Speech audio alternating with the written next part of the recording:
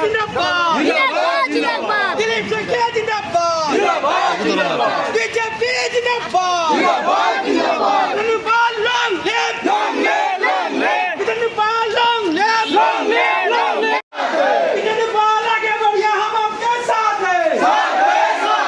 धन्यवाद जिंदाबाद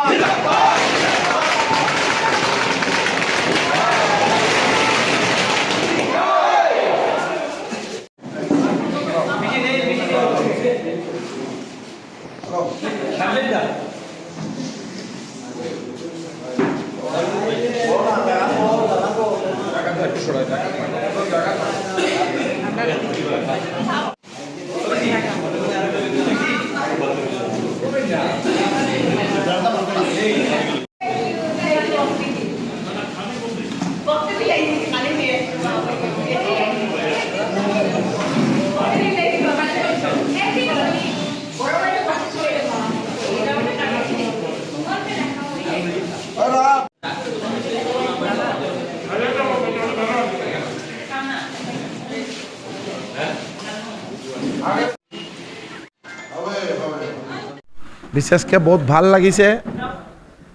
আর সবচেয়ে ডাঙর কথা হল যে আমার মাননীয় মুখ্যমন্ত্রী ডক্টর হিমন্ত বিশ্ব শর্মা মহোদয়ের যে আমার উপর যেটো আস্থা তার কারণে আমি বহুত বহুত ধন্যবাদ জানাইছো আর আমার রাজ্যিক সভাপতি দিলীপ শইকীয়া ডাঙ্গৰীয়া মহোদয়ক বহুত বহুত ধন্যবাদ আমার ন্যাশনাল প্রেসিডেন্ট নীতিন নবীনজিকে বহুত ধন্যবাদ জানাইছো আর বিশেষকৈ আমার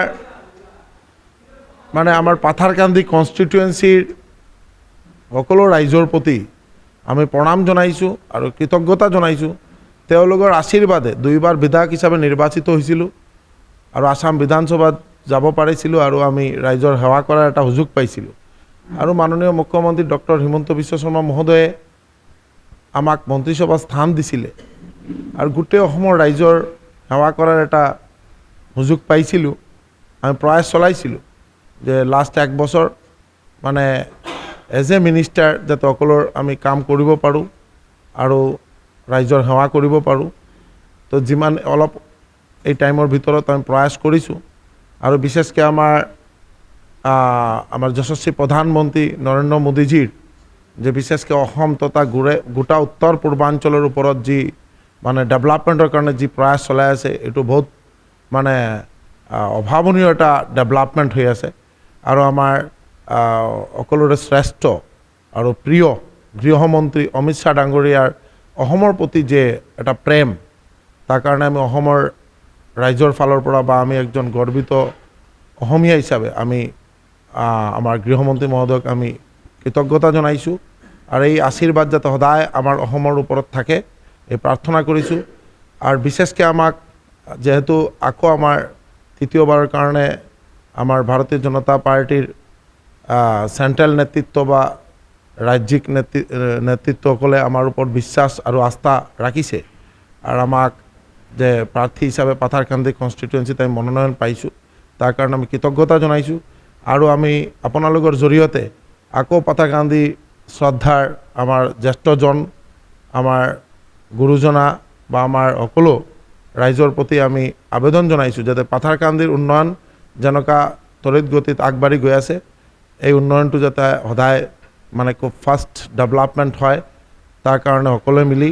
আমাৰ যাতে আমাৰ ওপৰত আশীৰ্বাদ ৰাখে আৰু সদায় যেনেকুৱা আশীৰ্বাদ আছে এই আশীৰ্বাদটো যাতে সদায় থাকে এই প্ৰাৰ্থনা জনালোঁ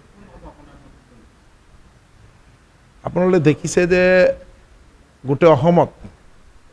আমাৰ মাননীয় মুখ্যমন্ত্ৰী ডক্টৰ হিমন্ত বিশ্ব শৰ্মা মহোদয়ৰ ওপৰত যি আস্থা আৰু ৰাইজৰ যি বিশ্বাস মানে এইটোই ডাঙৰ কথা যে এইবাৰ প্ৰতিদ্বন্দ্বী বা এইটো নাই ৰাইজৰ এটাই কথা যে ডক্টৰ হিমন্ত বিশ্ব শৰ্মা মহোদয়ৰ নেতৃত্বত যেনেকুৱা অসমৰ চাৰিওফালে ডেভেলপমেণ্ট হৈছে এই ডেভেলপমেণ্টটো যাতে বজাই থাকে মানে এই গতিটো যাতে বজাই থাকে তাৰ কাৰণে ভাৰতীয় জনতা পাৰ্টিৰ নেতৃত্বাধীন জোট চৰকাৰ যাতে হয় আৰু ডক্টৰ হিমন্ত বিশ্ব শৰ্মা মহোদয় যাতে আকৌ মুখ্যমন্ত্ৰী হিচাপে অধিষ্ঠিত হয় এইটোই ৰাইজৰ এটা আশা আৰু এই বিশ্বাস আৰু আমি জানো পাথাৰকান্দিৰ ৰাইজৰ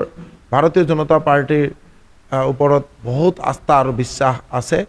আৰু আমি তেওঁলোকৰ আপোনালোকৰ জৰিয়তে আমি প্ৰণাম জনাইছোঁ চাওক কংগ্ৰেছৰ লগত এতিয়া কোন আছে আপোনালোকে দেখিব যে চাউল কেলেংকাৰীত 2010ত এই মানুহজনৰ কিবা নাম খাঙ্গুৰ খাইছিলে বা আৰু বহুত কিবা আছে বা পাথাৰকান্দি কনষ্টিটুৱেঞ্চিত আমি যিমান দেখিছোঁ যে যোন মানুহবিলাকে কংগ্ৰেছৰ লগত আছে হয় বা এই মাটি কেলেংকাৰীত জড়িত নহ'লে 2 নম্বৰত জড়িত নহ'লে মানে ড্ৰাগছৰ লগত তেওঁলোকৰ আছে এনেকুৱা মানুহবিলাক মানে বিজেপিৰ বিৰোধিতা কৰি আছে একদম চিধা কথা এইটো ৰাইজে গম পাইছে গোটেই অসমৰ ৰাইজে গম পাইছে আজি আপোনালোকে চাওক এই যে আমাৰ বনাঞ্চল কেনেকুৱা ধ্বংস কৰিলে লাষ্ট কংগ্ৰেছৰ টাইমে আমাৰ মাননীয় মুখ্যমন্ত্ৰী মহোদয়ৰ এটাই চিন্তা যে গ্ৰীণ অসম ৰিফৰেষ্টেশ্যন ফৰেষ্টটো বচাব লাগিব অসমৰ মাটিটো বচাব লাগিব অসমৰ ৰাইজৰ সুৰক্ষা দিব লাগিব তাৰ কাৰণে মাননীয় মুখ্যমন্ত্ৰী মহোদয়ে দিনে ৰাতি কাম কৰি আছে আৰু কংগ্ৰেছে কি কৰি আছে এই যে অবৈধ নাগৰিকক সুৰক্ষা দিয়াৰ কাৰণে তেওঁলোকে সদায়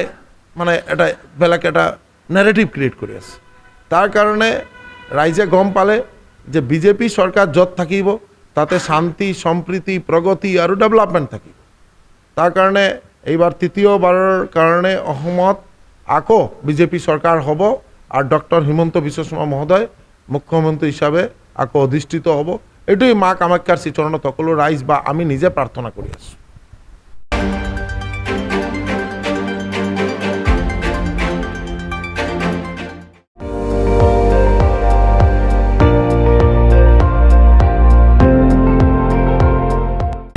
আপুনি চাই আছে ND24